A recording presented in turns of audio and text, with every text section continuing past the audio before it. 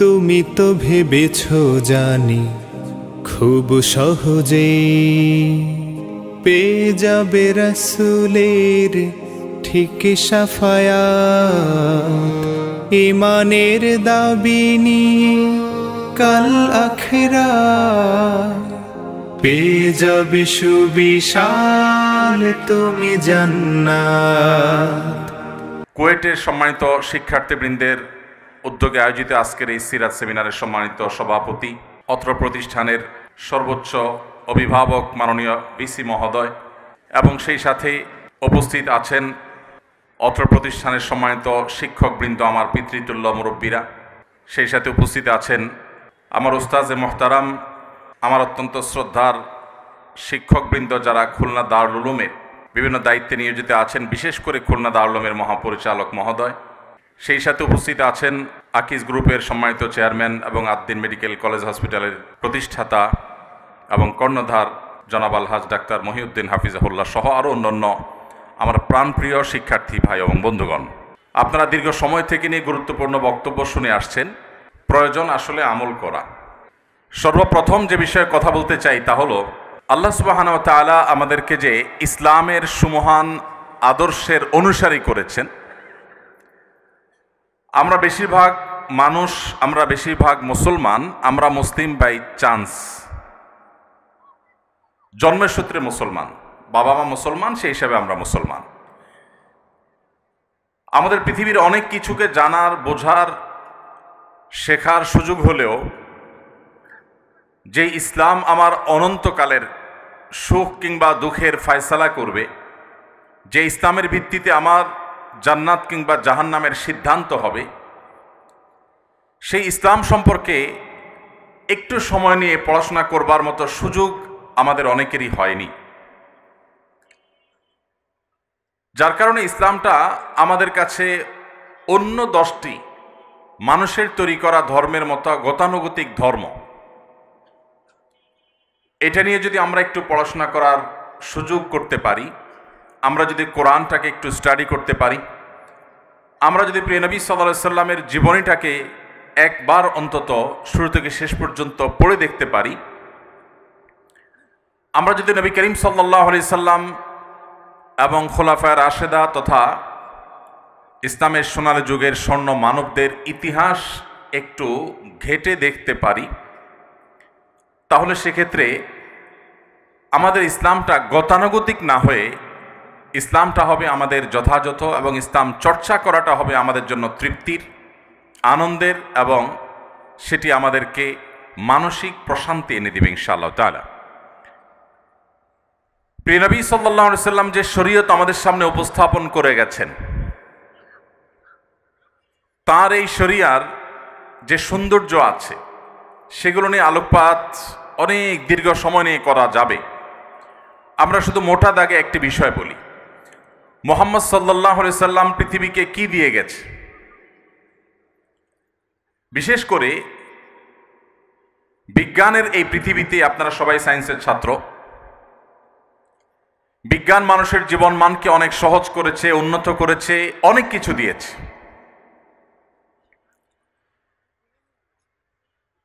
বস্তুবাদের জোয়ারের এই জয় জয়কার যখন চলছে গোটা বিশ্বে, নীতি নৈতিকতা বা আদর্শ মানুষের জীবনে যখন খুবই গুরুত্বহীন একটি বিষয়,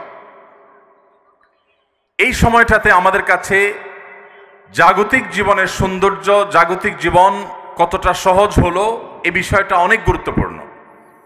এবং সেই কারণে মুহাম্মদ সাল্লাল্লাহু আলাইহি ওয়াসাল্লাম পৃথিবীতে বিজ্ঞানের কোন থিওরি আবিষ্কার করে গেছেন, মানুষের জীবনমান উন্নয়ন করার ক্ষেত্রে তার কি ভূমিকা ছিল, এরকম বিষয়াশয়গুলোকে আমরা উপস্থাপন করে তাকে অন্যদের সাথে আমরা তুলনা বা কম্পেয়ার করার চেষ্টা করি। অথচ মুহাম্মদ সাল্লাল্লাহু আলাইহি সাল্লাম বিশ্ববাসীকে যা দিয়ে গেছেন, তার অনুসারীরা, মুসলিম শাসকগণ, সোনালী যুগের স্বর্ণ মানবগণ, বিশেষ করে খোলাফায়ে রাশেদা সহ তৎপরবর্তী যে মহান ব্যক্তিত্বগণ ছিলেন, তারা বিশ্বকে কি দিয়ে গেছে, সেটার মূল্য কতখানি, এটা কোনো সংক্ষিপ্ত সময়ের বক্তব্য দিয়ে আসলে অনুধাবন করা সম্ভব নয়। আমি একটি বই রেকমেন্ড করতে চাই যদি আপনাদের হাতে সময় থাকে। ভারতবর্ষের একজন বড় মনীষী ছিলেন, একজন বড় ইসলামিক স্কলার ছিলেন, ভারতের লখনৌর নদওয়াতুল উলামার সৈয়দ আবুল হাসান আলী আন-নাদবী রাহিমাহুল্লাহ, যিনি পশ্চিমের বড় বড় বিশ্ববিদ্যালয়গুলোতে একজন আলেম এবং ইতিহাসের ছাত্র হয়েও অতিথি লেকচারার হিসাবে বিভিন্ন সময় লেকচার দিতেন। মুসলিম বিশ্বের নোবেল খ্যাত বাদশাহ ফয়সাল অ্যাওয়ার্ড পাওয়া ভারতবর্ষের কয়েকজন ক্ষণজন্মা মনীষীদের একজন ছিলেন। তাঁর লেখা একটা বই মাযা খাসির আল আলাম বিইনহিতাতিল মুসলিমিন, বইটি তিনি আরবিতে লিখেছেন। এই বইয়ের ভূমিকায় তিনি লিখেছেন যে এই বই যখন আমি আরবি ভাষায় লিখি তখনও পর্যন্ত আমি কোনো অ্যারাবিয়ানের সাথে আমার সাক্ষাৎ হয়নি এবং কোনো আরব দেশে অন্য কোনো কাজে তো বটেই, এমনকি হজ বা ওমরা করার যাওয়ার সুযোগও আমার হয়নি। তার বয়স ছিল সম্ভবত তখন 17 কি 18। এই বয়সে তিনি যে বই লিখেছেন মাযা খাসির আল আলাম বিইনহিতাতিল মুসলিমিন আরবিতে, সেই বই নাই। মিডল ইস্টের এমন কোনো সমৃদ্ধ লাইব্রেরি একটিও খুঁজে পাওয়া দুঃসাধ্য হবে। আমি 10-10টি বছর মিডল ইস্টে কাটিয়েছি। মিডল ইস্টের যে সমস্ত ভাইরা সেখানে পড়াশোনা করছেন বা মধ্যপ্রাচ্যের বিভিন্ন বিশ্ববিদ্যালয়গুলো, বিভিন্ন শিক্ষা প্রতিষ্ঠানগুলো, বিভিন্ন লাইব্রেরি সম্পর্কে ন্যূনতম ধারণা রাখেন এমন যে কেউ বলতে পারবেন। সংক্ষেপে তাকে আলিমিয়া নদবী বলা হয়। আলিমিয়া নদবীর এই বইটি নেই এরকম কোনো লাইব্রেরি সেখানে খুঁজে পাওয়া কঠিন হবে। খোদ সৌদি আরবের একাধিক মিনিস্ট্রি সরকারি খরচে, আরও বহু আগের কথা বলেছি, প্রতিযোগিতা করে ওয়াজারাতুস সাকাফাত ওয়াল ইলাম সংস্কৃতি বিষয়ক মন্ত্রণালয়, ওয়াজারাতুশ শুউনুল ইসলামিয়া ধর্ম বিষয়ক মন্ত্রণালয়, ইসলামিক অ্যাফেয়ার্স বিষয়ক মন্ত্রণালয়, একাধিক মিনিস্ট্রি প্রতিযোগিতা করে তার এই বই লক্ষ লক্ষ কপি প্রিন্ট করে বিতরণ করেছে। এটি অতীতের কথা বলছি আমি, বর্তমানের কথা নয়। সৈয়দ আবুল হাসান আলী নদভী রহমতুল্লাহ আলাইহি তার এই বইয়ে প্রমাণ করেছেন পৃথিবীর চালকের আসনে যখন মুসলমানরা ছিল তখন পৃথিবী কি পেয়েছে, আর আজ পৃথিবীর চালকের আসনে মুসলমানরা নেই তাতে পৃথিবী কি হারিয়েছে। এটাই হলো তার আলোচনার টপিক এই বইয়ের। এই বইটি বাংলা অনুবাদ হয়েছে, ইসলামী ফাউন্ডেশন থেকে অনুবাদ করা হয়েছে। আবু সাইদ মোহাম্মদ ওমর আলী ইসলামী ফাউন্ডেশন একজন পরিচালক ছিলেন, এই অঞ্চলেরই মানুষ, চুয়াডাঙ্গার মানুষ, তিনি অনুবাদ করেছেন। মাওলানা আবু তাহের মেজবাহ অনুবাদ করেছেন, আরও একাধিক মানুষ অনুবাদ করেছেন। এই বইটি বাংলা অনুবাদ হয়ে গেছে, ইংলিশে বিভিন্ন ভাষায় আছে। আপনি মুসলমানের সন্তান হিসেবে এই বইটি যদি একবার পড়েন, আমার বিশ্বাস যে ইসলামের সোনালী যুগের স্বর্ণ মানবদের যে অবদান মানব জাতির প্রতি ছিল সে সম্পর্কে আপনি কিঞ্চিত হলেও ধারণা পাবেন। আমাদের দুর্ভাগ্যের বিষয় হলো আমরা সাবকন্টিনেন্টের মুসলমানরা বিশেষ করে আমরা শুনে শুনে মুসলমান হতে অনেক বেশি পছন্দ করি, স্বাচ্ছন্দ্য বোধ করি। আমরা ঘন্টাকে ঘন্টা ওয়াজ শুনতে খুব পছন্দ করি। পছন্দের বক্তার বক্তব্য 2-3 ঘন্টা 4 ঘন্টা শুনতে আমাদের কষ্ট হয় না। রাত 12টা-1টা পর্যন্ত এদেশে বহু ওয়াজ মাহফিল হয়, কিন্তু 1 ঘন্টার জন্য আমরা কোনো গুরুত্বপূর্ণ বই পড়ার সময় বেশিরভাগ ক্ষেত্রে বের করতে পারি না। আমার সামনে আপনারা যারা উপবিষ্ট আছেন, আমি আমার সময়ত শিক্ষার্থীবৃন্দদেরকে বলছি, আপনাদের এই বয়সে ছাত্র জীবনে অবসর সময় আপনারা চাইলে একটু সময় বের করতে পারেন। আমি শুধু আজ এই সিরাত সেমিনারের মাধ্যমে আপনাদেরকে উদাত্ত আহ্বান রেখে যেতে চাই, আপনার জীবনে একটি বারের জন্য হলেও পুরো কোরআনে কারিমের শুরু থেকে শেষ পর্যন্ত বুঝে বুঝে পড়ার চেষ্টা করবেন। নবী করিম সাল্লাল্লাহু আলাইহি সাল্লামের জীবনী যে কোনো একটা জীবনী গ্রন্থ, সমৃদ্ধ কোনো একটা জীবনী গ্রন্থ, এটা শুরু থেকে শেষ পর্যন্ত কমপক্ষে একবার পড়ার চেষ্টা করবেন। এই দুটি কাজ করবার পর আপনি মুসলিম হিসাবে, মুসলমান হিসাবে এই দুটি পাঠের আগের আপনার যে অবস্থান এবং তার পরের যে অবস্থান, এই দুটির মধ্যে আকাশ এবং পাতাল পার্থক্য আপনি নিজে অনুভব করতে পারবেন। আমরা সেই ধর্মের অনুসারী যেই ধর্ম 1450 বছর আগে আমাদেরকে নির্দেশ করেছে। প্রথম নির্দেশ, ইকরা বিসমি রাব্বিকাল্লাযী খালাক, পড়ো তোমার প্রভুর নামে যিনি তোমাকে সৃষ্টি করেছেন, তার নামে তুমি পড়ো। আল্লাহ সুবহানাহু ওয়া তাআলা গোটা কোরআন জুড়ে বহু আদেশ করেছেন, বহু নিষেধ করেছেন, বহু দৃষ্টান্ত উপস্থাপন করেছেন, বহু ইতিহাস পর্যালোচনা করেছেন। কিন্তু পুরো কোরআন জুড়ে যত আদেশ নিষেধই থাকুক না কেন, প্রথম আদেশ আল্লাহ করেছেন পড়ো।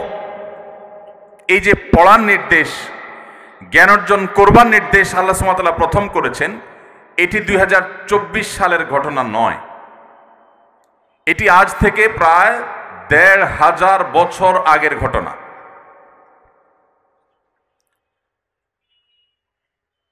1500 বছর আগের পৃথিবী যদি আমরা একটু কল্পনা করি, তাহলে আমাদের স্মৃতিপটে কি ভাসতে পারে? আমরা আমাদের দেশের প্রেক্ষাপটে যদি বলি, সময়ত শিক্ষকবৃন্দ বা যারা সিনিয়র আছেন, 40 বা 50+ যাদের এজ হয়ে গেছে, তারা বলতে পারবেন যে আমাদের এ দেশেও 20-30 বছর আগেও গ্রামাঞ্চলে অনেক মানুষ ছিল, ছেলে মেয়েদেরকে বলতো এত পড়ালেখা করে কি হবে, খেতে যায় কাজ করো। এখন এমন একটা সময় এসেছে, একজন খেটে খাওয়া দিনমজুর ভাই তিনিও তার ছেলে মেয়েকে জ্ঞান অর্জন করাবার, পড়ালেখা করাবার গুরুত্ব তিনি বোঝেন। এই যদি হয় 20-30 বা 40 বছর আগের বাংলাদেশের কথা, তাহলে 1500 বছর আগের পৃথিবীর অবস্থা কেমন ছিল? সেই সমাজের বুকের উপর দাঁড়িয়ে মুহাম্মদ সাল্লাল্লাহু আলাইহি সাল্লাম উচ্চারণ করেছিলেন প্রথম নির্দেশ আল্লাহর পক্ষ থেকে পাওয়া ওহী, ইকরা বিসমি রাব্বিকাল্লাযী খালাক। আজ পৃথিবীর এই চাকচিক্য দেখে যে সমস্ত মুসলিম ভাইয়েরা আমার ইসলাম নিয়ে হীনম্মন্যতায় ভুগছেন, যাদের মধ্যে এই সংশয় কাজ করছে যে আসলে আমরা মুসলমানরা পৃথিবীর জন্য কি করলাম। ইউরোপিয়ানরা আমাদেরকে সব দিয়েছে, পশ্চিমারা আমাদেরকে জীবনমানকে উন্নত করেছে, তাদের গবেষণা, তাদের থিওরি, তাদের জ্ঞান বিজ্ঞান, তাদের টেকনোলজি, তাদের শিল্প, এসব কিছু দ্বারা আমরা উপকৃত হচ্ছি। অ্যাজ এ মুসলিম আমার পূর্বপুরুষরা পৃথিবীকে কি দিয়ে গেছে, এটা নিয়ে দীর্ঘ আলোচনা করবার সুযোগ নেই। আমি শুধুমাত্র রেকমেন্ড করলাম, যদি সুযোগ থাকে, মুসলমানদের পতনে বিশ্ব কি হারালো বইটির অনুবাদ, আর আরবি নাম, মূল বইয়ের নাম হলো মাজা খাসিরাল আলো বিন হায়াতাতুল মুসলিমিন। বিভিন্ন ভাষায় অনুবাদ হয়েছে, বাংলায় একাধিক পণ্ডিত ব্যক্তি অনুবাদ করেছেন। তো এই বইটি আপনি পড়লে আপনার এই প্রশ্নের উত্তর পেয়ে যাবেন। মুহাম্মদ সাল্লাল্লাহু আলাইহি সাল্লাম তিনি পৃথিবীকে কি দিয়ে গেছেন?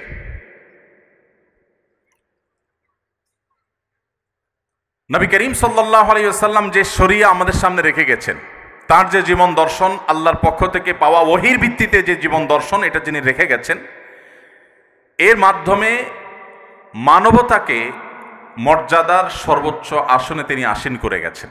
কিভাবে? আপনারা জানেন, নবী করিম সাল্লাল্লাহু আলাইহি সাল্লামের আবির্ভাবের পূর্বে তখনকার আরবে, তখনকার মধ্যপ্রাচ্যে মানুষের দাস ছিল। মানুষ নিজের হাতে প্রতিমা তৈরি করে তাকে পুজো করত, মানুষ বিভিন্ন পাথরকে পুজো করত, মানুষ বিবস্ত্র হয়ে পবিত্র কাবা ঘরের চারপাশে প্রদক্ষিণ করাকে ইবাদত মনে করত। হেন কোনো কুসংস্কার নাই যে তখনকার মধ্যপ্রাচ্যে, আরবে, মক্কার মানুষদের মধ্যে, মুশরিকদের মধ্যে ছিল না। নবী করিম সাল্লাল্লাহু আলাইহি সাল্লাম এসে মানুষকে আহ্বান করলেন, ইয়া আইয়ুহান নাস, হে বিশ্ববাসী, হে মানব সম্প্রদায়, কুলু লা ইলাহা ইল্লাল্লাহ তুফলিহু, তোমরা একত্ববাদের সাক্ষ্য দাও। মানুষের সৃষ্টিকর্তা আল্লাহ ছাড়া মানুষের এই ললাট, মানুষের এই কপাল, মানুষের এই শির কারোর সামনে অবনত হতে পারে না। এটা মানবতার সবচেয়ে বড় অপমান, মানবতার সবচেয়ে বড় অসম্মান, যে মানুষ কোনো মানুষের, মানুষ কোনো গাছের, মানুষ চন্দ্রের, মানুষ সূর্যের, মানুষ কোন সৃষ্টির সামনে তার মাথাকে নত করবে। এটা মানবতার জন্য অপমান। মানবতার এই শির শুধুই তার রব, তার সৃষ্টিকর্তার সামনেই অবনত হবে, আর কারোর সামনে নয়। মানব জাতিকে সম্মান এবং মর্যাদার এই জায়গাটিতে মুহাম্মদ সাল্লাল্লাহু আলাইহি সাল্লাম রেখে গেছেন মানুষকে। তিনি শুধুমাত্র মানুষকে এই তাওহীদের দাওয়াত দিয়ে ক্ষান্ত হয়েছেন তা নয়, তার এই দাওয়াতকে তিনি অত্যন্ত বলিষ্ঠভাবে, অত্যন্ত শক্তিশালীভাবে স্টাবলিশড করে গেছেন অত্যন্ত স্বল্পতম সময়। বন্ধুরা, আমাদের প্রিয় নবী সাল্লাল্লাহু আলাইহি সাল্লাম কত বছর বেশি ছিলেন? 63 বছর। মক্কায় তিনি কত বছর ছিলেন? 53 বছর। নবুয়তের পর 13 বছর, আর মোট 53 বছর। আর মদিনায় তিনি কত বছর বেঁচে ছিলেন? 10 বছর, মোট 63 বছর। তার এই 63 বছরের জীবনে আপনি একটি বছরও খুঁজে পাবেন না, একটি বছরও খুঁজে পাবেন না যেই বছর তিনি নিশ্চিন্তে, আরামে, শান্তিপূর্ণভাবে অতিবাহিত করতে পেরেছেন তার ওই বছরটাকে। এরকম একটি বছর আপনি খুঁজে পাবেন না। পৃথিবীতে আসার আগে থেকেই বিপদ মাথায় নিয়ে এসেছেন। পৃথিবীর আলো দেখবার আগেই, মাতৃগর্ভে থাকা অবস্থাতেই বাবাকে হারিয়েছেন। পৃথিবীর আলো দেখার পরপরই নিজের মমতাময়ী মাকেও হারিয়েছেন। এই যে শুরু হলো বিপদ, মাতৃগর্ভে থাকতেই বিপদ, সেই বিপদ তার জীবনের শেষ মুহূর্ত পর্যন্ত কাটেনি। মক্কায় মুশরিকরা তাকে বছর তো দূরের কথা, একটি রাত নিশ্চিন্তে ঘুমোতে দেয়নি। তার উপরে আগ্রাসন চাপিয়েছে, জুলুম চাপিয়েছে, শারীরিকভাবে হেনস্থা করেছে, মানসিকভাবে হেনস্থা করেছে। যারা তার কথা শুনেছে তাদের প্রতি অবরোধ আরোপ করেছে। 3 বছরের অবরোধ। সেই অবরোধ কি আজকের পৃথিবীতে যে অবরোধ চলছে এরকম কোন অবরোধ না, অত্যন্ত ভয়ঙ্কর অবরোধ। সে অবরোধ আজকের জেলখানার মতো নয়। সে অবরোধে মক্কার সমস্ত মুশরিকেরা মুহাম্মদ সাল্লাল্লাহু আলাইহি সাল্লামের প্রতি ঈমান আনা সামান্য সংখ্যায় গোনা যাবে কয়েকজন মানুষ, তাদের সাথে এমনভাবে অবরোধ করেছে যে কেউ তাদের সাথে কোনো কথাবার্তা বলবে না, কেউ কোনো কেনাবেচা করবে না, কেউ কোনো লেনদেন করবে না, কেউ কোনো বিবাহ শাদী করবে না। 1450-1500 বছর আগের যে পৃথিবী ছিল, তখনকার যে সমাজ ব্যবস্থা ছিল, সেই সমাজে 50-60 জন বা 100 জন মানুষকে যদি গোটা সমাজের সমস্ত মানুষ এইভাবে বয়কট করে, তার বেঁচে থাকা অলমোস্ট অসম্ভব প্রায়। আজকের পৃথিবীতে এরকম অনেক অবরোধকে ডিঙ্গিয়েও মানুষ টিকে থাকতে পারে, কিন্তু তখনকার বাস্তবতায় মানুষ মানুষের উপরে এতটা নির্ভরশীল ছিল যে টিকে থাকাটা দায় ছিল। নবী করিম সাল্লাল্লাহু আলাইহি সাল্লাম সেই সময় পার করেছেন। সাহাবীরা ওই সময় গাছের পাতা খেয়ে, পশুর চামড়া শুকিয়ে, সেসব খেয়ে তারপর তাদের জীবনকে ধারণ করতে হয়েছে। সে আলোচনা অনেক দীর্ঘ হবে। আমি শুধু এটুকু বলতে চাই যে প্রিয় নবী সাল্লাল্লাহু আলাইহি সাল্লামকে একটি রাতের জন্য নিশ্চিন্তে, আরামে তাকে ঘুমোতে দেয়া হয়নি। তিনি যখন মক্কায় থাকতে না পেরে আল্লাহর নির্দেশে মদিনায় হিজরত করে চলে গেলেন, সেখানেও তাকে শান্তিতে থাকতে দেওয়া হয়নি। কখনো বদর এসেছে, কখনো উহুদ, কখনো খন্দক, কখনো তাবুক। একটি বছর তাকে নিশ্চিন্তে থাকতে দেওয়া হয়নি। এত বাধার মধ্যে একজন মানুষের জীবন যেখানে বাঁচাটাই দায়, পৃথিবীতে টিকে থাকাটাই যেখানে দায়, সেখানে মুহাম্মদ সাল্লাল্লাহু আলাইহি সাল্লাম কি করেছেন? মাত্র 10 বছর মদিনার সুযোগ পেয়েছেন কাজের। এত বাধার মধ্যে থেকেও তার কাজকে তিনি এত সূক্ষ্মভাবে এত সুচারুরূপে কাজটি সম্পাদন করেছেন যে 10 বছরে তিনি তার মিশনকে, তাওহীদ এবং একত্ববাদের দাওয়াতকে, ইসলামকে পৃথিবীর প্রান্তে প্রান্তরে প্রতিটি জায়গায় পৌঁছাবার ব্যবস্থা করে তার মিশনকে পাতাল থেকে আকাশে তুলে রেখে তারপর দুনিয়া থেকে গেছেন। সময়ত ভাইরা, 10 বছর তো আমাদের জীবনে একটা পরিবারের যে অবস্থা সেটা পরিবর্তন করার জন্য যথেষ্ট হয় না। আপনারা পড়াশোনা শেষ করে যখন চাকরিতে ঢুকবেন বা কোনো উদ্যোক্তা হবেন, কোনো ব্যবসা বাণিজ্য, কোনো একটা কিছু শুরু করবেন, 10 বছর তো গোছাতে গোছাতেই লাগে। সেখানে 10 বছরে গোটা পৃথিবীর পট পরিবর্তন করে দিয়েছেন মুহাম্মদ সাল্লাল্লাহু আলাইহি সাল্লাম। ভাইরা আমার, সেই মানুষটি, তার কাছে কি এমন মন্ত্র ছিল, কি এমন শক্তি ছিল যে শক্তি দিয়ে গোটা পৃথিবীকে এভাবে তিনি অত্যন্ত অল্প সময়ের মধ্যে খুব অল্প মূল্যের বিনিময় গোটা পৃথিবীকে তিনি জয় করতে পেরেছেন। আজ আমরা নামধারী মুসলমান বা মুসলমান নাম ব্যবহার করি, মুহাম্মদ সাল্লাল্লাহু আলাইহি সাল্লামের উম্মত হিসাবে নিজেদেরকে দাবি করি, অথচ মুহাম্মদ সাল্লাল্লাহু আলাইহি সাল্লামের আদর্শ সম্পর্কে মৌলিক ধারণা পর্যন্ত আমাদের অনেকের নেই। আমরা হয়তো মুসলমান হিসাবে ইসলামের সেই সুমহান আদর্শ, তার মূল্য, তার মর্যাদা, তার মাহাত্ম্য এটা পৃথিবীতে তুলে ধরতে পারছি না, কিন্তু মুহাম্মদ সাল্লাল্লাহু আলাইহি সাল্লাম খুব অল্প সময়ে সেটা অত্যন্ত সুচারুরূপে সম্পাদন করেছে। তার যে অবদানগুলো ছিল, তার যে শরিয়া, সেই শরিয়ার সবচেয়ে সুন্দর দিকটা হলো যে তিনি মানুষকে আল্লাহ রাব্বুল আলামিনের দাসত্বের প্রতি আহ্বান করেছেন। মানুষ শুধু গোলামি করবে কার? আল্লাহর। আল্লাহ ছাড়া অন্য কারোর যদি কেউ গোলামি করে, দাসত্ব করে, এটাকে মানবতার জন্য সবচেয়ে বড় অপমান হিসেবে উল্লেখ করা হয়েছে। এখন আপনি বলবেন যে আমরা যারা মুসলমান তারা তো আল্লাহর গোলামি করি, আমাদের একটা জায়গায় খুঁটি বাঁধা আছে, হালাল হারাম মেনে চলতে হয়, আল্লাহর আদেশ মেনে চলতে হয়, এটা করা যাবে না, ওইটা ধরা যাবে না, ওইটা বলা যাবে না, হাজারটা বাইন্ডিংস আছে। কিন্তু আমরা আমাদের যে সমস্ত বন্ধুদেরকে দেখি তারা মুক্তমনা, পশ্চিমা পৃথিবীর যে সমস্ত মানুষজনকে দেখি তারা কোনো ধর্মীয় বাইন্ডিংসের মধ্যে নাই, তারা তো আমাদের চাইতে আরো বেশি স্বাধীন। আমরা কোনো সৃষ্টির দাসত্ব করি না, শুধু আল্লাহর দাসত্ব করি। তারা তো আল্লাহরও দাসত্ব করে না, সৃষ্টিরও করে না, তাহলে তো আমাদের চাইতে আরো বেশি তারা স্বাধীন হয়ে গেল। আসলে কি তাই?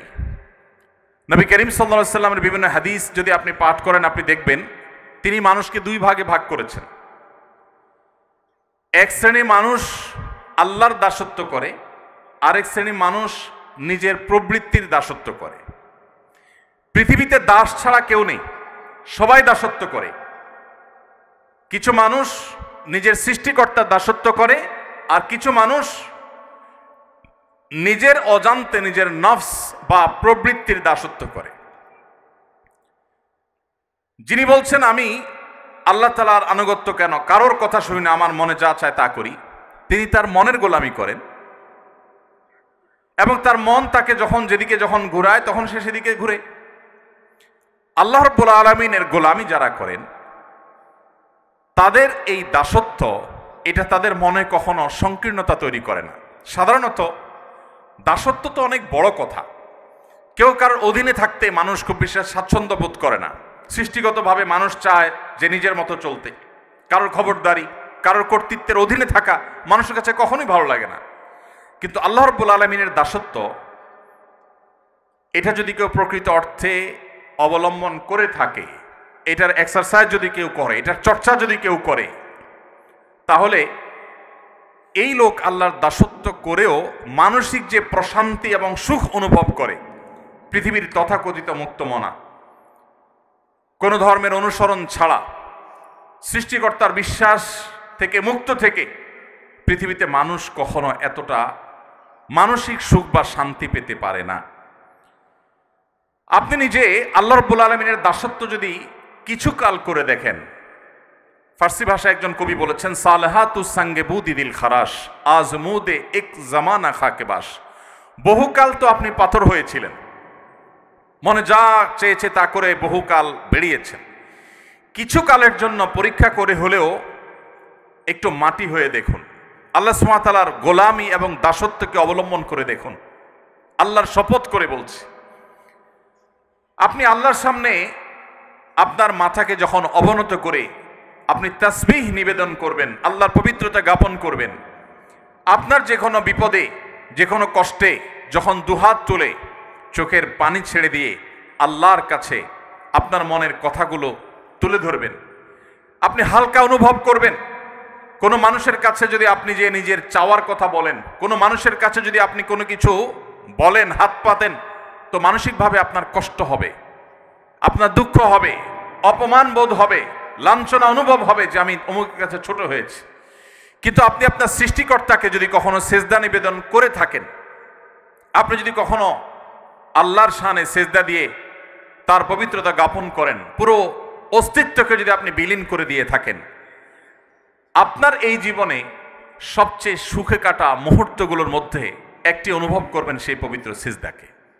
ভাইরা আমার, এখানে অলৌকিক, অদৃশ্য এবং অবর্ণনীয় এক সুখ আল্লাহ সুবহানাহু ওয়া তাআলা রেখেছেন শুধু আল্লাহর গোলামি এবং দাসত্বের মধ্যে, যেটা মানুষ খেয়াল খুশি মতো চলে তার জীবনে কখনো অর্জন করতে পারে না। পৃথিবীর যে সমস্ত দেশে বা যে সমস্ত অঞ্চলের মানুষ নিজেদেরকে অনেক বেশি স্বাধীন মনে করে, আল্লাহ সুবহানাহু ওয়া তাআলার দাসত্বের শৃঙ্খল থেকে যারা তাদেরকে মুক্ত মনে করেন, সেই মানুষগুলোর এনভায়রনমেন্ট, তাদের পরিবেশ, তাদের প্রকৃতি আমাদের চাইতে অনেক সুন্দর। আপনারা যারা গিয়েছেন তারা বলতে পারবেন। ইউরোপের সে সমস্ত দেশগুলো, পশ্চিমা পৃথিবীর সে সমস্ত জায়গাগুলো মনে হবে ছবির মতো।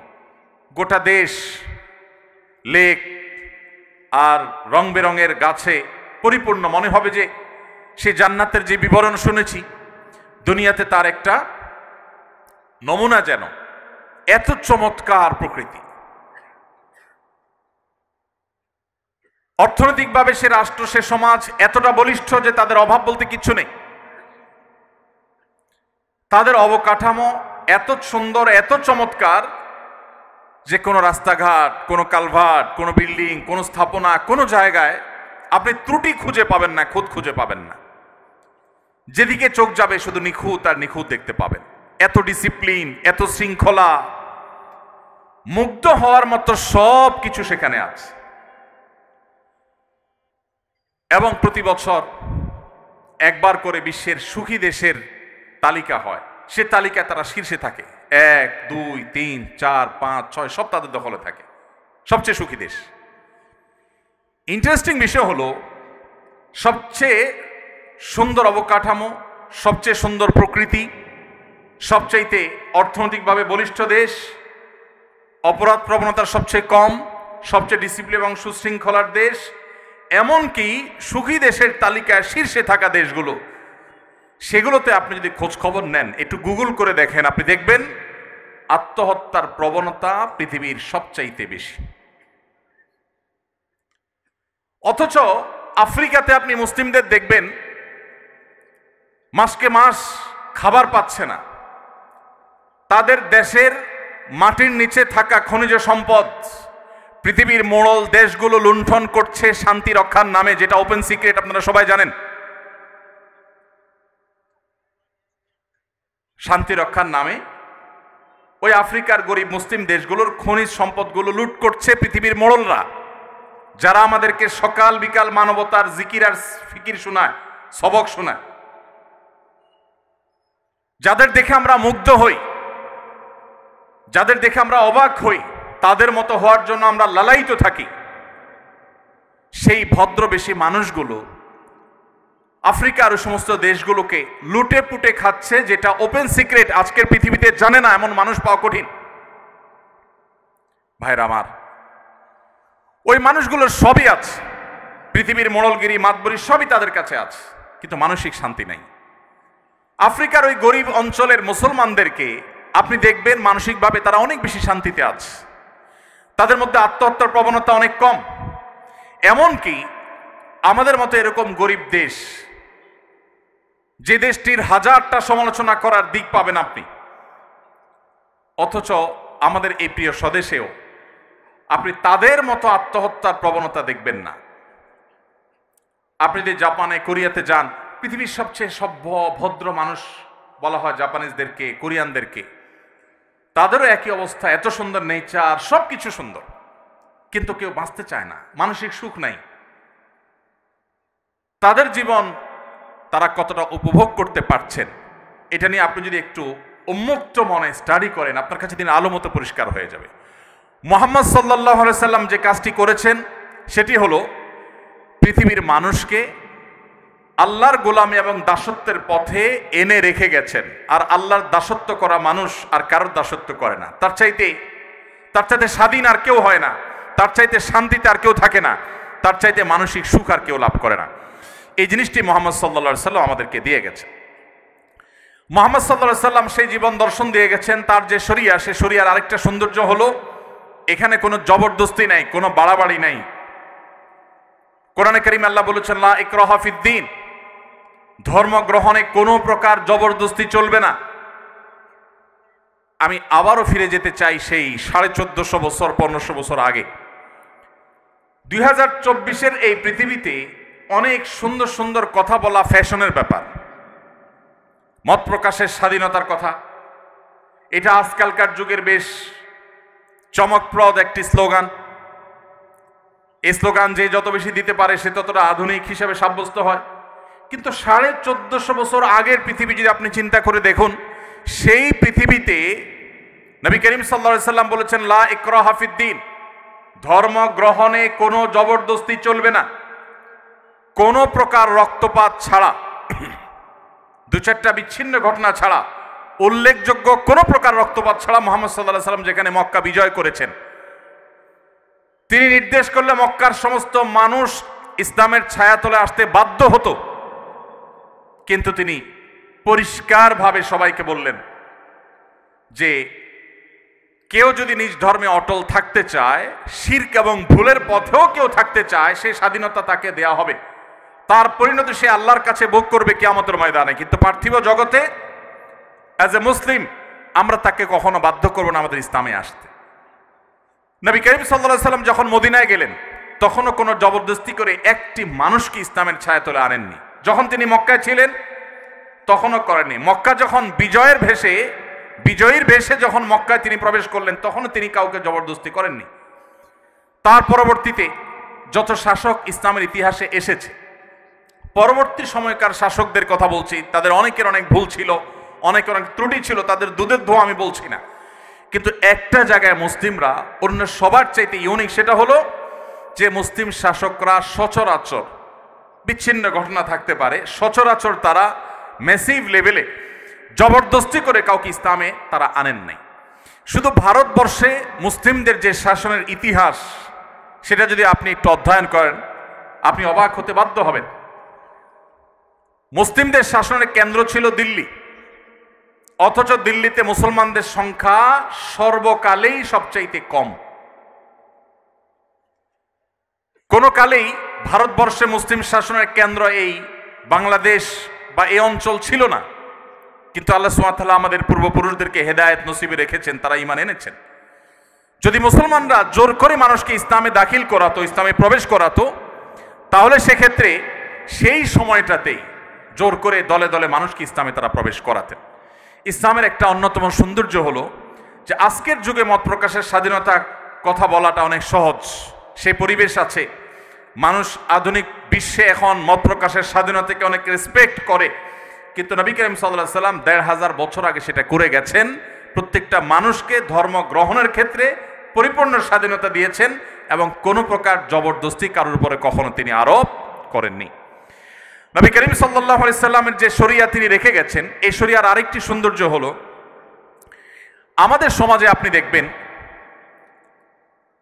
ইসলামী শরিয়ার কথা বলা হলে এক শ্রেণীর মানুষ এটাকে অত্যন্ত বর্বর, অত্যন্ত কষ্টের, অত্যন্ত কঠোর এরকম একটা চিত্র দেওয়ার চেষ্টা করে, এরকম একটা রূপ দেওয়ার চেষ্টা করে যে ইসলাম মানে অনেক জটিল, অনেক কঠিন, মেয়েরা বাহির হইতে পারবে না, পড়ালেখা করতে পারবে না, কোনো কথা বলা যাবে না, ধরা ছোঁয়া যাবে না, এরকম একটা ব্যাপার সবার মনে হয়।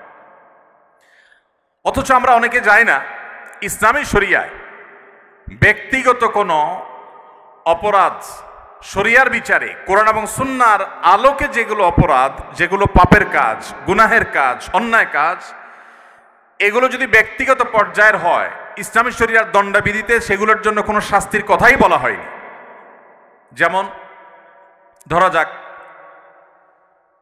কেউ একজন মিউজিক্যাল ইনস্ট্রুমেন্ট ব্যবহার করে গান করছেন বা গান শুনছেন, যদি তিনি কারো ডিস্টার্বের কারণ না হয়, তার এই অপরাধের জন্য ইসলামী হুদুদ বা দণ্ডবিধিতে কোনো হদ বা কোনো শাস্তির কথা, সুনির্দিষ্ট কোনো শাস্তির কথা শরীয়ত বলে দেয়নি। অবস্থার পর্যবেক্ষণ করে কোনো পরিবেশে কোনো পরিস্থিতিতে যদি নিয়ন্ত্রণহীন হয় বা প্রয়োজন হয়, তাহলে সেক্ষেত্রে তখনকার যারা বিচারক থাকবেন, তখনকার যে বিচার ব্যবস্থা থাকবে, ইসলামী শরিয়া এটা তাদের উপরে ছেড়ে দিচ্ছে। বাট কোনো ফিক্স শাস্তির কথা শরিয়ত বলে নেই। কেউ যদি ইসলামের সবচেয়ে গুরুত্বপূর্ণ বিধান নামাজও না পড়ে, অনেক ইমামদের মতো সে ইসলাম থেকে খারিজ হয়ে যায়, কিন্তু ইসলামী শরিয়ার দণ্ডবিধিতে নামাজ পড়ে নাই, এই জন্য তাকে এত বেত্রাঘাত করতে হবে, এতদিন জেল দিতে হবে, অমুক দণ্ড দিতে হবে, এরকম কোনো কথা বলে নাই। এভাবে একজন মানুষ মুসলিম হয়েও যদি অনেক অপরাধে লিপ্ত হয়, যেই অপরাধটার ক্ষতি ওই ব্যক্তির উপরেই শুধুমাত্র বর্তাবে, সমাজের উপরে বর্তাবে না, শরীয়ত ওইটার জন্য কোনো শাস্তির বিধানের কথা পরিষ্কার করে নির্দিষ্ট করে বলেইনি।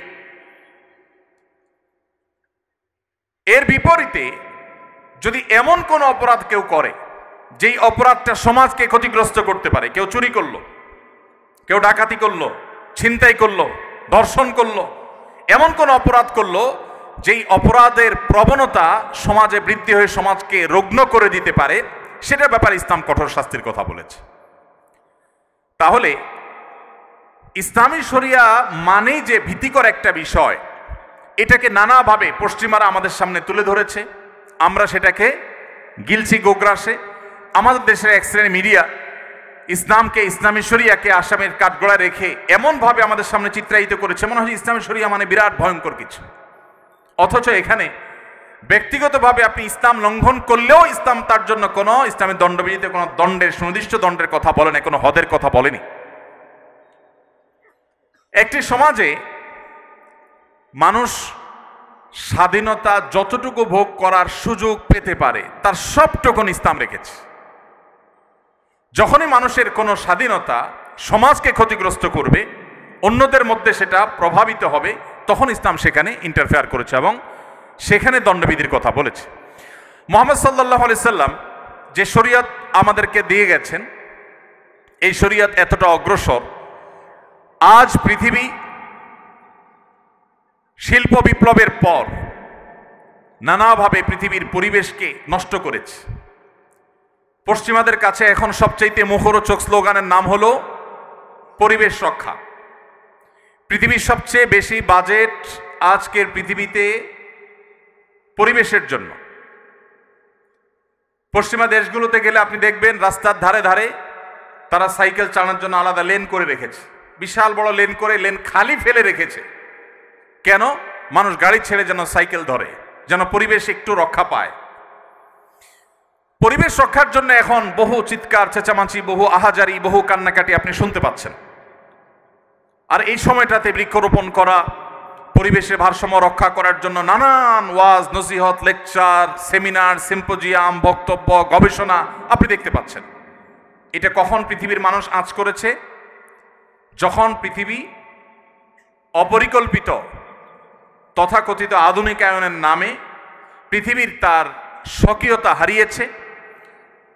কলকারখানা, কালো ধোঁয়া, এরকম শিল্পোন্নয়নের নামে পৃথিবীর পরিবেশকে যখন ধ্বংস করা হয়ে গেছে, এখন পৃথিবীর মানুষ নড়ে চড়ে বসেছে, না আমাদের এই ভারসাম্য ঠিক রাখতে হবে, আর না হলে আমরা বাঁচবো না, পৃথিবী বাঁচবে না।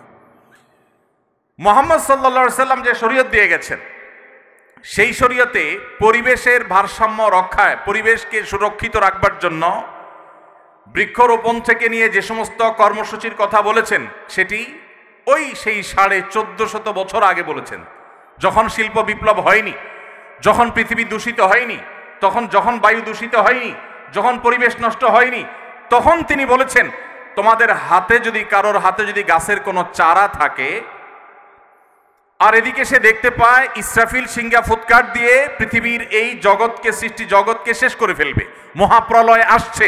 এটা যদি কেউ দেখতে পায়, আর তার হাতে থাকা গাছের চারাটা তিনি রোপণ করতে যাচ্ছিলেন, এই মুহূর্তে দেখতে পায় মহাপ্রলয় হয়ে সব ধ্বংস হয়ে যাবে, এই চারা তো থাকবার কথা নয়, এই রকম পরিস্থিতিতেও যেন তিনি গাছ রোপণ করতে দ্বিধা না করেন, ওই সময়ও যেন সে তার হাতে থাকা গাছের চারাটাকে রোপণ করে দেয়। নবী করিম সাল্লাল্লাহু আলাইহি সাল্লাম যখন পরিবেশ রক্ষার জন্য এইরকম নির্দেশনা দিয়েছেন, বৃক্ষরোপণের গুরুত্ব আরোপ করেছেন, মদিনাবাসীকে কৃষি কাজের জন্য উদ্বুদ্ধ করেছেন, কোরআন এবং হাদিসে শুধু কৃষির উপর যে সমস্ত আয়াত এবং হাদিসগুলো আছে, কয়েক শত আয়াত এবং হাদিস আছে শুধুমাত্র কৃষি কাজের গুরুত্ব আরোপের জন্য, আমরা সেগুলো চর্চা নাই। তখন পৃথিবীর আজকের মতো এরকম পরিবেশের ভারসাম্য হারায়নি, তখন পৃথিবীকে এভাবে নষ্ট করা হয়নি, পৃথিবীর পরিবেশ খারাপ হয়নি। সেই সময় নবী করিম সাল্লাল্লাহু আলাইহি সাল্লাম যে সলিউশন দিয়ে গেছেন, এখন বিশ্ববাসী সেটার গুরুত্ব অনুভব করছে। ভাইরা আমার, পৃথিবীর সকল সভ্যতায় মানুষ হত্যা করা অপরাধ, সকল সভ্যতায়, সকল সমাজে মানুষ হত্যা করাকে অপরাধ মনে করা হয়। মুহাম্মদ সাল্লাল্লাহু আলাইহি সাল্লাম যে শরীয়ত দিয়েছেন, সেখানে মানুষ হত্যা করা তো বটেই, কোন মানুষকে হত্যার জন্য অথবা হত্যার উদ্দেশ্য ছাড়া দুষ্টমি করেও যদি কেউ ভয় দেখায়, অনেক সময় বন্ধু বান্ধব একে অন্যকে দুষ্টামি করে ছুরি ধরেন, ভয় দেখান, কোনো অস্ত্র দিয়ে ভয় দেখান, নবী করিম সাল্লাল্লাহু আলাইহি সাল্লাম কঠোরভাবে সেটাও করতে নিষেধ করেছেন। কারণ সব মানুষের হার্ট একরকম হবে না, অনেক দুর্বল চিত্তের মানুষ আছে, অনেকে সেখান থেকে অসুস্থ হতে পারে, অনেকে দুর্ঘটনার শিকার হতে পারে। মানুষ হত্যা তো অনেক পরের কথা, মানুষ হত্যার প্রচেষ্টাও তো অনেক পরের কথা, দুষ্টমি করে বা কোনোভাবে কাউকে ভীতি প্রদর্শন করা পর্যন্ত ইসলামে নিষেধ করা হয়েছে। ভাইরা আমার, সারা বিশ্বের সমস্ত সভ্যতায় কোনো নারীকে উত্ত্যক্ত করা, শারীরিক বা মানসিকভাবে তাকে হ্যারাসমেন্ট করা, এটা অপরাধ সব সমাজে। ইসলাম তার চাইতে আরো এক ধাপ এগিয়ে। মুহাম্মদ সাল্লাল্লাহু আলাইহি সাল্লাম যে জীবন দর্শন আমাদেরকে দিয়ে গেছেন, সেখানে কোনো নারীকে আপনি মুখে অশোভন উক্তি করে তাকে লাঞ্ছিত করা, তাকে হেনস্থা করা, শারীরিকভাবে মানসিকভাবে তাকে হেনস্থা করা, এগুলো তো অপরাধ বটেই। ইসলাম আরো এক ধাপ এগিয়ে বলছে, কোন নারীর সৌন্দর্য অবলোকন করে মনে মনে তুমি যদি তাকে রেপ করো, মনে মনে যদি তাকে নিয়ে তুমি বাজে নোংরা চিন্তা করো, জঘন্য কল্পনা করো, ধর্ষণ করো, তাহলে সেটাও অপরাধের খাতায় গণ্য হবে। পৃথিবী যেটাকে অপরাধ মনে করে না, একজন নারী তার সৌন্দর্য দেখে মনে মনে আপনি বাজে চিন্তা করলেন, মনে মনে খারাপ চিন্তা করলেন, আপনি কল্পনা এবং জল্পনার জগতে আপনি তাকে ধর্ষণ করলেন। আপনার সেই কল্পনাগুলোকে যদি আপনি মুখের ভাষায় প্রকাশ করেন, পৃথিবীর কোনো নারী সেটাকে স্বাভাবিকভাবে নিবে না, যত উদারতার কথা বলেন। কোনো অমুসলিম নারীও এটাকে কখনো স্বাভাবিকভাবে নিবে না। আপনি যেটা মনের কল্পনার জগতে তাকে নিয়ে ভাবছেন, সে নোংরা কথাটা যদি মুখে প্রকাশ করেন, আপনাকে সুযোগ পেলে সে জুতাপিটা করবে। তার সেই অধিকার, এই যে মনে মনেও কেউ তাকে নিয়ে বাজে চিন্তা করতে পারবে না, এটা পৃথিবীর কোন সভ্যতা সংরক্ষণ করে নাই, ইসলাম সংরক্ষণ করেছে। কিভাবে ইসলাম সংরক্ষণ করেছে? পরিষ্কারভাবে নবী সাল্লাল্লাহু আলাইহি সাল্লামের হাদিস রয়েছে, জিনাল আইনি আন-নাযর, কোন নারীর প্রতি লোলুপ দৃষ্টিতে তাকিয়ে জঘন্য চিন্তা করলে তুমি, এই তোমার দৃষ্টিটাও একটা ব্যভিচার হিসাবে তোমার অ্যাকাউন্টে লেখা হবে, তোমার অপরাধ হিসেবে গণ্য হবে, কিয়ামতের ময়দানে শাস্তি তোমাকে পেতে হবে। কেন? একজন নারীকে তুমি শারীরিকভাবে হেনস্থা করো নাই, মানসিকভাবে হেনস্থা করো নাই, কিন্তু তোমার দৃষ্টি দিয়ে তাকিয়ে মনে মনে তাকে নিয়ে জল্পনা কল্পনা করে এই মনোজগতে তাকে তুমি রেপ করেছো, এই জন্য তোমার আল্লাহর কাছে জবাবদিহি করতে হবে, কিয়ামতের ময়দানে শাস্তির মুখোমুখি হইতে হবে। এটাকে অপরাধ হিসাবে গণ্য করেছে। পৃথিবীর কোন সভ্যতা যেটাকে অপরাধ হিসাবে গণ্য করেনি। ভাইরা আমার, বিচার বহির্ভূত হত্যা পৃথিবীর সকল সভ্যতায় খারাপ কাজ, সব সমাজ এটাকে খারাপ মনে করে যে বিচার বহির্ভূত হত্যা করা যাবে না, যে কোনো মানুষের বিচার পাওয়ার অধিকার আছে। নবী করিম সাল্লাল্লাহু আলাইহি সাল্লামের সামনে সেই 1450 বছর আগের বাস্তবতা, বারবার আমি এই শব্দটি বলছি, কারণ আমরা নবী করিম সাল্লাল্লাহু আলাইহি সাল্লাম বা মুহাম্মদ সাল্লাল্লাহু আলাইহি সাল্লামকে যদি মূল্যায়ন করতে হয় আজকের পার্সপেক্টিভে, 2024-এর পৃথিবীর সাথে যদি আপনি তুলনা করেন, সে তুলনাটা যথার্থ হবে না। আজকের পৃথিবীতে মানবাধিকারের কথা বলা এটা একটা ফ্যাশনের ব্যাপার, আমি সবসময় বলার চেষ্টা করি। এখন আপনি যত বেশি অধিকার অধিকার বলবেন, অধিকার অধিকার যত বেশি কপচাবেন, তত বেশি বাহবা পাবেন যে লোকটা অনেক সচেতন, এ লোকটা অনেক আধুনিক, অনেক স্মার্ট। আপনাকে পৃথিবীর বিভিন্ন মোড়ল দেশের এম্বাসিগুলো ডেকে ডেকে আপনাকে অনেক প্রজেক্ট দিবে, আপনার ফান্ডের অভাব হবে না, কারণ আপনি অধিকার নিয়ে কাজ করছেন, মানবাধিকার কর্মী, আপনি সমাজ কর্মী। এগুলো শুনতে বেশ ভালো শোনা যায়, এগুলো ফ্যাশনের ব্যাপার। 1450 বছর আগের পৃথিবী যখন নিজের সন্তান কন্যা হয়েছে, বাবার সাথে যুদ্ধে যেতে পারবে না, শুধুমাত্র এই কারণে সেই কন্যাকে জীবন্ত পুঁতে ফেলে বাপ পৈশাসিক আনন্দে মেতে উঠত, সেই সমাজের বুকের উপরে দাঁড়িয়ে মুহাম্মদ সাল্লাল্লাহু আলাইহি ওয়াসাল্লাম বলেছিলেন, তোমাদের কেউ যদি 2টি কন্যা সন্তানের বাবা হয় এবং সে যদি তাদের সাথে সুন্দর আচরণ করে, তাদের কোনো অধিকার নষ্ট না করে, তাদের জন্য জান্নাতের গ্যারান্টি রয়েছে। এটা 1450 বছর আগের ওই বর্বর সমাজের বুকের উপর দাঁড়িয়ে তিনি বলেছিলেন। যে আরাবিয়ানরা তাদের বাইরের মানুষকে, অন্য ভাষার মানুষকে মানুষ মনে করতে 10 বার ভাবত, সেই সমাজের মানুষের বুকের উপরে দাঁড়িয়ে ঐতিহাসিক বিদায় হজের ভাষণে তিনি বলেছিলেন, আলা লা ফাদলা লি আরাবিয়্যিন আলা আজমি ওয়ালা লি আজমিয়্যিন আলা আরবি। মনে রাখবে, কোন আরাবিয়ানের কোন শ্রেষ্ঠত্ব নাই কোন নন আরাবিয়ানের উপরে। একজন কালো রঙের আফ্রিকান মানুষের কোন প্রকার তার উপরে কোন আরাবিয়ান সাদা চামড়ার মানুষের কোনো মর্যাদা নেই। মর্যাদা হবে মানুষের তাকওয়ার ভিত্তিতে, মানুষের মানসিকতার ভিত্তিতে, কর্মের ভিত্তিতে। যদি বাংলাদেশের আনাচে কানাচে থাকা কোনো গ্রামের মানুষ তিনি সৎ হন তার চিন্তায়, তার কর্মে, তার দর্শনে, তাহলে সেই মানুষটি আরবের মক্কার কাবার পাশে থাকা, কাবার ভেতরে থাকা কোনো খারাপ মানুষ, খারাপ চিন্তা, খারাপ কর্মের মানুষের চাইতে ওই বাংলাদেশের আনাচে কানাচে থাকা মানুষ আল্লাহর কাছে শ্রেষ্ঠ এবং সেরা। ইসলাম সেই কথা বলেছে। আজ পৃথিবীর যে সমস্ত দেশের মানুষরা আমাদেরকে সভ্যতা শিখায়, যারা আমাদেরকে অধিকারের সবক দেয়, মুসলমানের সন্তান জানে না সে বাঘের বাচ্চা, তাদের কাছ থেকে সবক নেওয়ার প্রয়োজন নেই।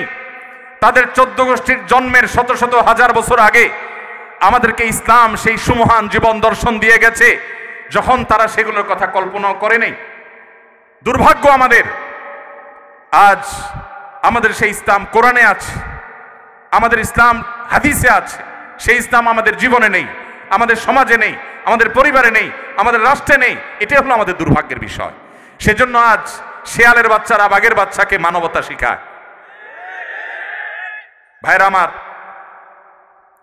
পৃথিবীর সে সমস্ত অঞ্চলে মানুষেরা আমাদেরকে সংখ্যালঘুদের অধিকারের কথা বলে, যে সমস্ত দেশে এখনো মুসলমানরা ঝেড়ে কাশতে পারে না। 2024-এর এই পৃথিবীতে আপনি যদি পৃথিবী ঘুরেন, আপনি দেখবেন একটা রুম ভাড়া করে মুসলমানরা নামাজ পড়বে, পারমিশন নাই। আমি কোন দেশের নাম উল্লেখ করতে চাই না।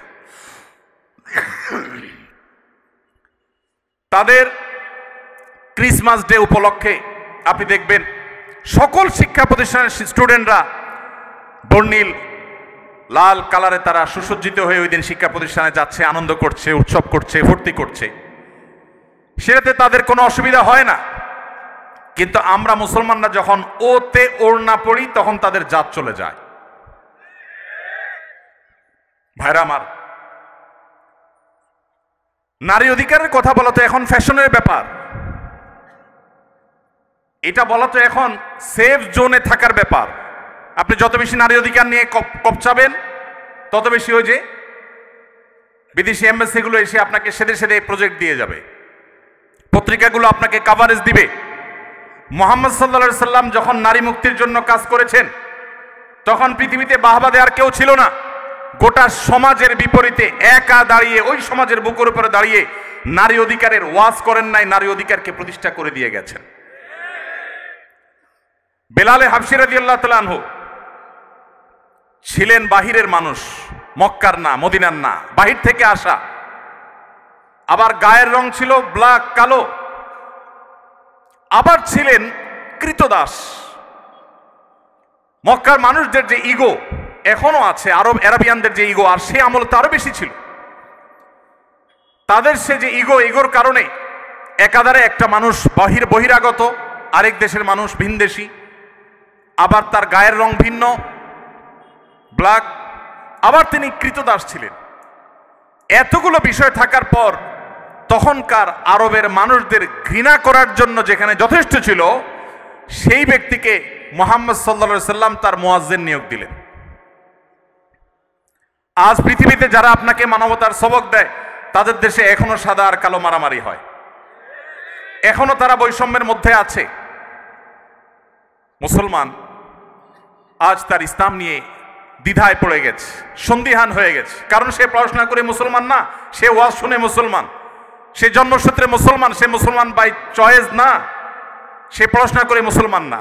আপনারা শিক্ষিত মানুষ, আপনারা জাতির বিবেক, আপনারা আগামীর বাংলাদেশ, আপনারাই আমাদেরকে নতুন বাংলাদেশ উপহার দিয়েছেন, আপনারাই আমাদেরকে স্বপ্ন দেখিয়েছেন।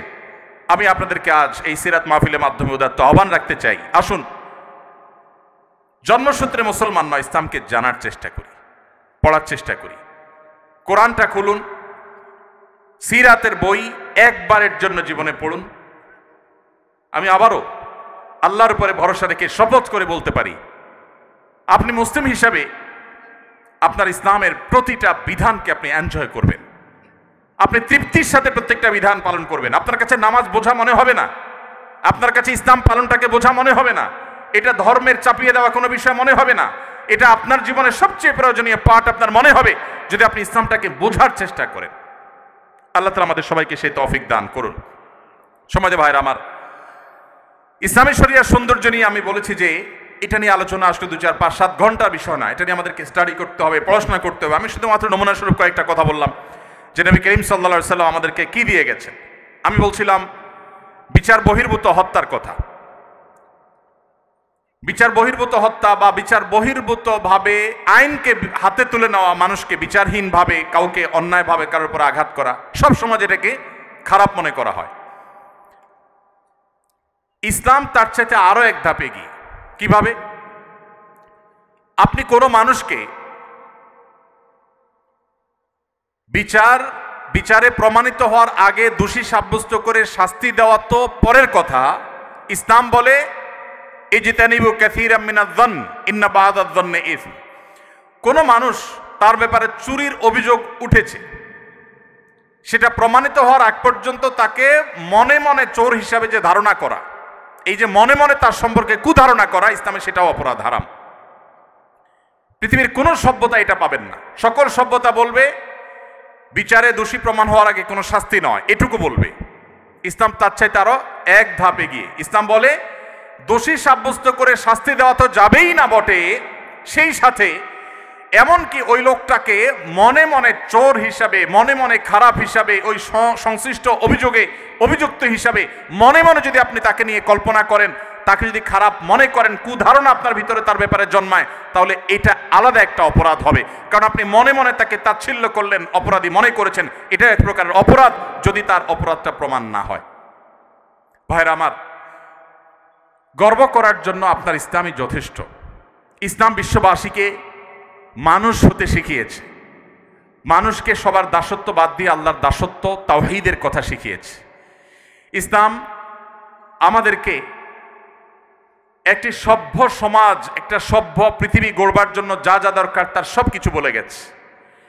পৃথিবীর সভ্যতার ধ্বজাধারীরা যারা সভ্যতার সবক আমাদেরকে দেয়, তাদের ইতিহাস যদি আপনি খুলে দেখেন, দেখবেন তারা প্রত্যেকেই নানাভাবে পৃথিবীর বিভিন্ন মানুষকে, বিভিন্ন ধর্মের, বিভিন্ন বর্ণের মানুষকে তারা টর্চার করে আজ তারা সভ্য হয়েছে।